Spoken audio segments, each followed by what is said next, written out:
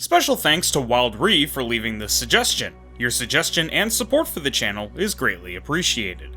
A common stance for runners to take at the starting line is the crouching forward-leaning stance because it allows for them to start the race with a burst of speed and enough momentum to carry them through their run.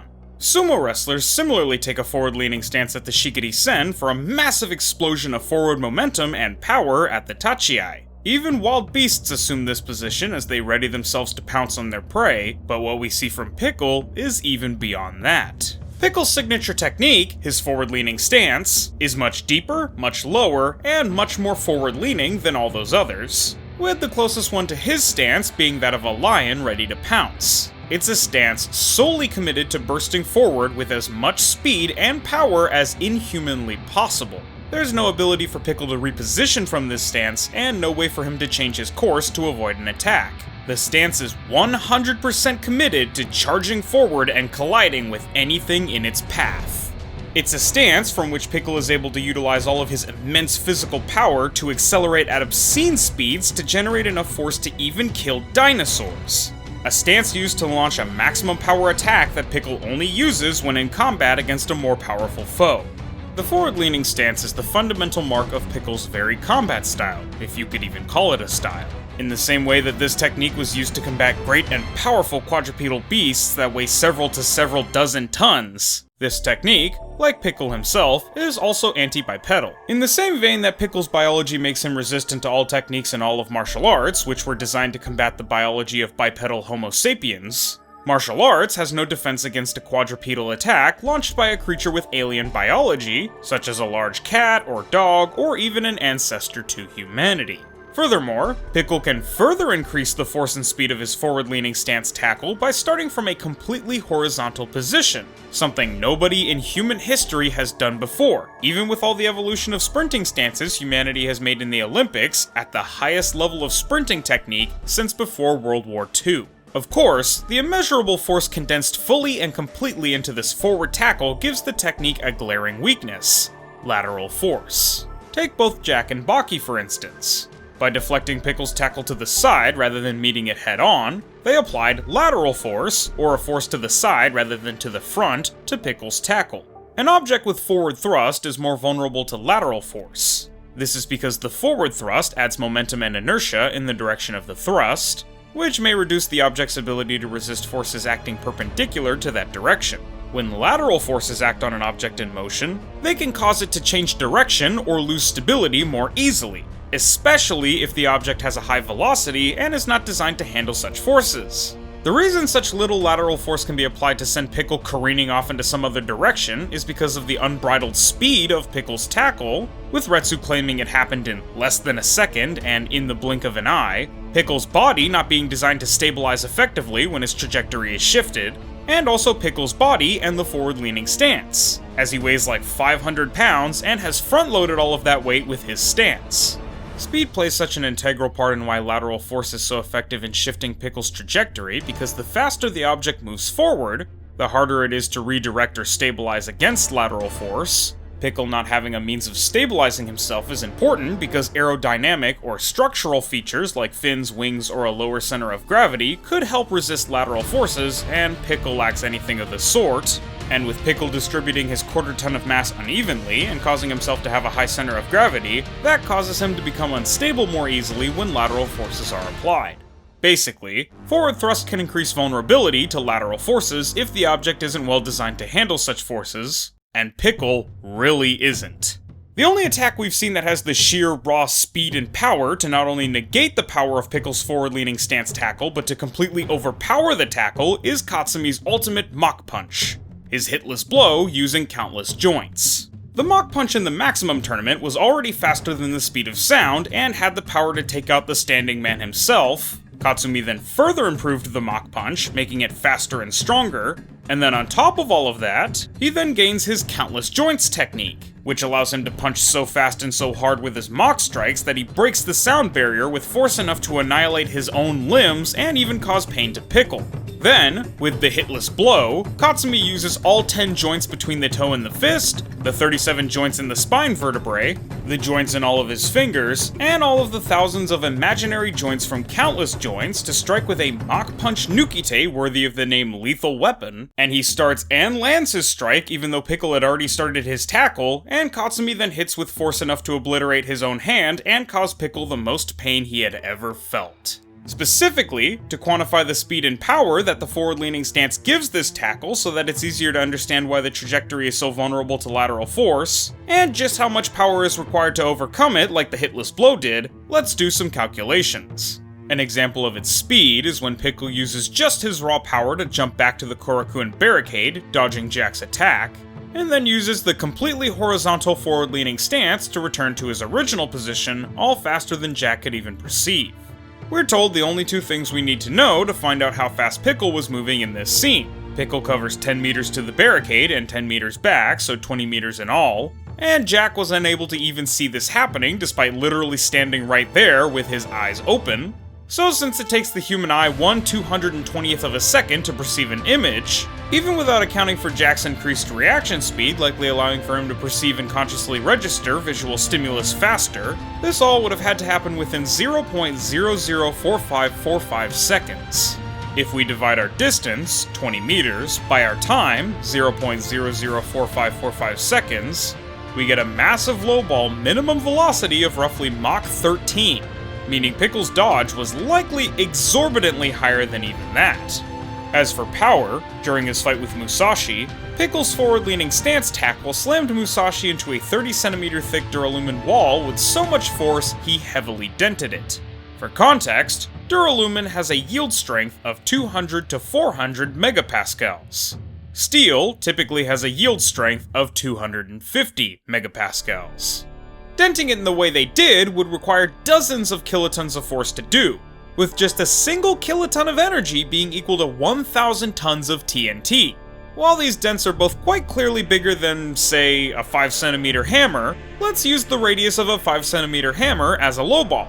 After calculating the area of contact with A equals pi r squared, which equals pi times 0.05 squared, which equals 0.00785 meters, we use the average yield strength of duralumin, 300 megapascals, converted into pascals, so 300 million pascals. Then we calculate the force by multiplying the yield by the area to get 2.35 meganewtons of force from just a 5cm hammer alone. Though in real life, speed and mass are also a factor. With a 5cm hammer, that's 240 metric tons of force. And this is very obviously not a 5cm hammer, but rather a roughly 6 foot tall, roughly 200 pound man. So the force is exceedingly higher than a mere 240 tons of force. Since we've extensively covered the forward-leaning stance in Baki, let's move on to it in real life. In terms of the tackle itself, the closest thing we have to it in real life is a football tackle. It's a tackle that uses as much forward momentum and inertia as the user can possibly generate before they then launch themselves into their target. Contrary to the typical tackle seen in Baki, which can vary from a standard tackle to more of a shoulder charge to really anything that just involves one person running into another, or the typical tackle seen in real-life martial arts, which is more like a single leg or double leg and almost always ends with a martial arts throwing technique or takedown, the football tackle is really just flinging yourself into another person to take them to the ground. The reason we don't see anything like the football tackle in MMA or in combat sports in real life is because not only is it as easy to defend against as any other takedown, but there are so many better, more effective options. In the land of people who have normal human anatomy and can't launch a man several dozen meters away with a kick, as soon as you lower your shoulders for a football tackle, your opponent is going to defend by lowering their weight, getting ready to sprawl, and by pushing your head lower and away when you shoot in. Even if the tackle was successful, while a football tackle is good enough at getting someone to the ground, a football tackle offers you no control of the opponent you just brought to the ground where other takedowns would. A football tackle is more often to be used in desperation when the old reliables, single and double leg, aren't working, and it works much better with obscene power like if you're Pickle, or as a surprise attack if you're not. There's also the charge from the shikiri stance, a technique we've seen quite often in the recent sumo arc, and the spear tackle, a technique only seen used by Jack against Shibukawa, and, funnily enough, by Sikorsky against Jack. Both use the same positioning and follow the same premise. You take a stance in which you lean forward, and you burst forward into a charge towards your opponent, at which point you attack in some way. The Shikiri stance's charge sacrifices a little bit of power for variety, like you can punch from the charge, you can kick, you can elbow or headbutt or throw or really whatever, but you can also push or tackle as normal. This is a bit closer to the forward-leaning stance we see Retsu use against Musashi, where he did blitz forth, but instead of tackling Musashi, he punched his blade and caught it with his fist. He likely wasn't moving as fast as, say, Pickle himself, but it was a rushdown forward sprint nonetheless. The spear tackle is definitely the closest to the forward-leaning stance we see a human get. It starts with the crouching position runners take for starting a race and can almost exclusively result in a tackle. It's like a modern version of the forward-leaning stance tackle. The closest we see in all, at least according to Retsu, is the pouncing stance of a lion. A team of scientists in UC Santa Cruz used a smart wildlife collar to measure a lion's energy and power when pouncing on prey, and they concluded that a lion's pounce allows for them to exert, quote, a lot of energy in a short time to overpower their prey, end quote, with them apparently also using the power generated by this deep, low, forward-leaning stance to take down prey much bigger than themselves. Sound familiar? So why does this forward-leaning stance cause a person, or even a creature, to have so much explosive power? The trick to the technique is that it allows its user to preload their muscles. Leaning forward gives you more explosive power because it essentially pre-activates your muscles, allowing you to utilize gravity to generate a quicker and more forceful push off the ground, especially in movements like sprinting or jumping, where the initial force is crucial for generating maximum acceleration. That brings me to the final topic I wanted to cover when explaining the forward-leaning stance to allow for you to understand the full picture behind this technique, the sprinter stance. I've mentioned and alluded to it throughout the video, but as I mentioned with the spear tackle, this stance specifically, divorced from the ensuing action, be it a tackle or otherwise, most closely approximates the forward-leaning stance for humans. Most sports begin from either a stationary or active 2-point stance, or a stance where they're touching the ground with only 2 points, their feet, and they're either standing still or moving, but sprinters and American football linemen and fullbacks start at a stationary 3 or 4-point stance, with the 4-point stance basically just being the forward-leaning stance, but for our anatomy and abilities. From a 2-point stance start, feet are typically shoulder length apart, body weight is distributed equally to both feet, and of course the center of gravity is shifted forward on the front foot for a more explosive first step.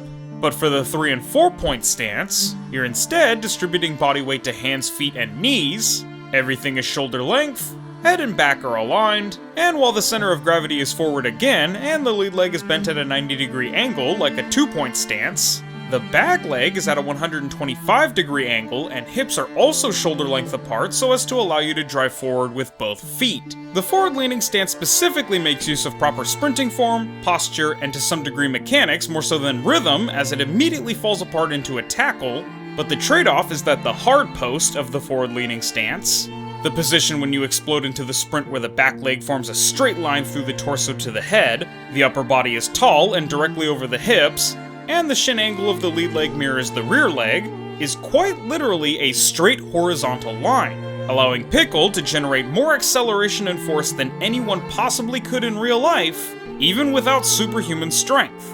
Pickle's forward-leaning stance is much closer to a hyper-exaggerated block start, which is already the best sprinter stance according to the general consensus due to more horizontal force at takeoff, allowing sprinters to clear 5 and 10 meters faster. Now, I don't want to give the impression that a 4-point stance is superior to a 3-point stance. While the block stance is superior because it adds more force to your initial start, 3-point and 4-point are more or less the same, with it being mostly a matter of preference so long as blocks aren't involved. If they are, 4-point all the way, as seen with Pickle. I did come across some articles in which the writers claimed to prefer the 3-point stance because it was easier to learn, more comfortable in the on your mark and get set positions, the lead leg is closer to the starting line, you're a foot closer to the first hurdle, and it's easier and quicker to get the proper running angle. And while this is largely a point of preference, none of these things have any bearing on a tackle like what Pickle does. He doesn't need to learn it, as it's instinctual for him, and Retsu seemed to learn the 4-point stance just fine, Both men never transitioned through different positions before starting like a sprinter would. There are no starting lines, and even if there were, the force produced is more important, as seen with sumo. The first hurdle is also the last, and the goal is to destroy it. And they're not trying to get an angle to run. They're trying to turn their bodies into what is effectively a human missile. Regardless as to your specific stance, the most important thing about a sprinter's stance, or the shikiri stance, or a beast's pounce, is the forward position for optimal push. Doing so, in conjunction with a long and straight posture, allows for strong stability and integrity in your posture and prevents energy leak, or when a stance is inefficient for covering the most possible ground.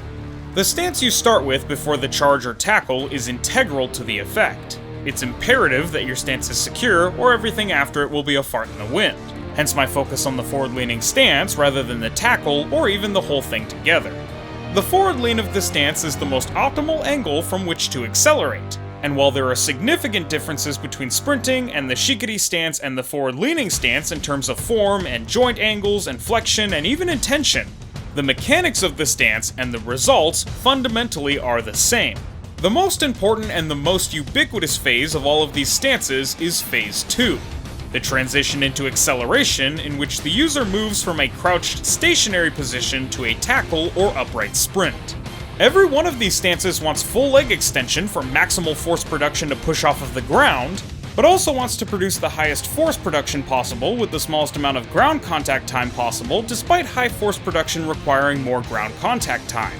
That's why leaning forward is the crux of each of these stances. Even sprinters who want to maintain their forward momentum for long distances still lean forward at a 50-degree angle even after transitioning out of the forward-leaning crouch and run on the balls of their feet. But where they would transition into Phase 3 and 4, the drive and deceleration, a sumotori or a pickle is leaning much farther forward even after transitioning into acceleration and is using all of the force built up in that charge for one big, powerful attack. So, in conclusion, the objective of the forward-leaning stance is to find the optimal position by which to accelerate at an initial velocity of 0. The point of leaning forward is to move your center of gravity in front of your feet, causing you to overbalance, which puts you in motion. If you start on all fours on the ground like pickle, then rather than having to fall forward more like the Musashi dash, you can simply explode off of the ground in one powerful push and drive your entire body weight into the target. Alright, I think that does it for the forward-leaning stance. For this video, I tried to return to form with my research, since, in recent videos like the Tiger King and the Stance of Suppression, there wasn't a whole lot of external research I could do, but something like this has plenty I can look into. A trademark of Baki typically being that it's all heavily based on something from real life. Okay, thank you all so much for watching, be sure to support the video and the channel, remember to join the Discord, link in the description, and the like goal for this video is 370 likes in 1 week.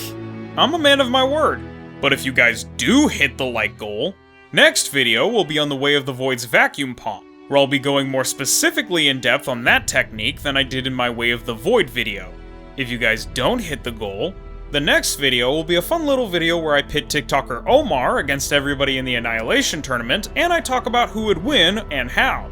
Alright, I've been the Wild YouTuber, and this has been Combat Clarification Grappler Baki Techniques Explained. I'll see you all next time. Peace.